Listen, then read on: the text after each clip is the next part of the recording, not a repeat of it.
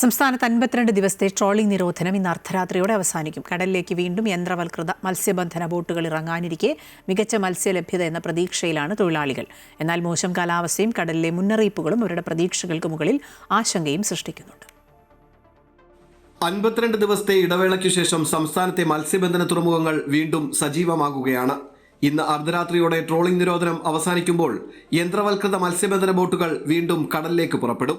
ബോട്ടുകളുടെ അറ്റകുറ്റപ്പണികളും ഇന്ധനം നിറയ്ക്കലും ഭക്ഷണ സാധനങ്ങൾ കയറ്റുന്നതുമടക്കമുള്ള അവസാനഘട്ട ഒരുക്കങ്ങളിലാണ് മത്സ്യത്തൊഴിലാളികൾ. തെക്കു പടിഞ്ഞാറൻ മൺസൂൺ കാലത്തെ മത്സ്യങ്ങളുടെ പ്രജനനം സംരക്ഷിക്കാനാണ് എല്ലാ വർഷവും 52 ദിവസത്തെ ട്രോളിംഗ് നിരോധനം ഏർപ്പെടുത്തുന്നത്. ഈ കാലയളവിൽ പരമ്പരാഗത മത്സ്യത്തൊഴിലാളികൾക്ക് മാത്രമാണ് മത്സ്യബന്ധനത്തിന് അനുമതി ഉണ്ടായിരുന്നത്. മത്തി, അയല, ചെമ്മീൻ ഉൾപ്പെടെ നിരോധന കാലത്ത് പരമ്പരാഗത മത്സ്യത്തൊഴിലാളികൾക്ക് മികച്ച മത്സ്യലഭ്യത ഉണ്ടായിരുന്നതിനാൽ ഇത്തവണ യന്ത്രവൽകൃത ബോട്ടുകൾക്കും സമൃദ്ധമായ മത്സ്യലഭ്യത ഉണ്ടാകുമെന്ന പ്രതീക്ഷയിലാണ് തൊഴിലാളികൾ. എന്നാൽ പ്രതീക്ഷകൾക്കൊപ്പം ആശങ്കകളും ഏറെയാണ്. പണ്ട് ചാകരയെന്ന് പറയാമായിരുന്നു, ആ സമയം കഴിഞ്ഞു പോയി. കരിക്കാടി പണി എന്ന് പറയാൻ പൂവാലം പണി എന്നൊരു ചാകര പണിയായിരുന്നു.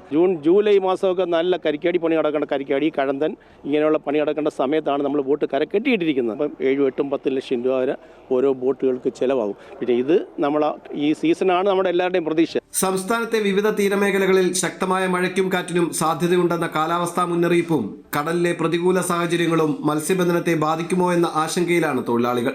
ട്രോളിംഗ് നിരോധനത്തിന് ശേഷമുള്ള ആദ്യ ദിവസങ്ങളിലെ കാലാവസ്ഥയാണ് പുതിയ സീസണിന്റെ ഗതി നിർണ്ണയിക്കുക. കടൽ അനുകൂലമായാൽ സമൃദ്ധമായ മത്സ്യലഭ്യതയും മികച്ച വരുമാനവും ലഭിക്കുമെന്നാണ് ബോട്ടുടമകളുടെയും മത്സ്യത്തൊഴിലാളികളുടെയും പ്രതീക്ഷ. എന്നാൽ മോശം കാലാവസ്ഥയും കടൽക്ഷോഭവും തുടർന്നാൽ ആദ്യ യാത്രകൾ തന്നെ പ്രതിസന്ധിയിലാകുമെന്ന ആശങ്കയും നിലനിൽക്കുന്നു.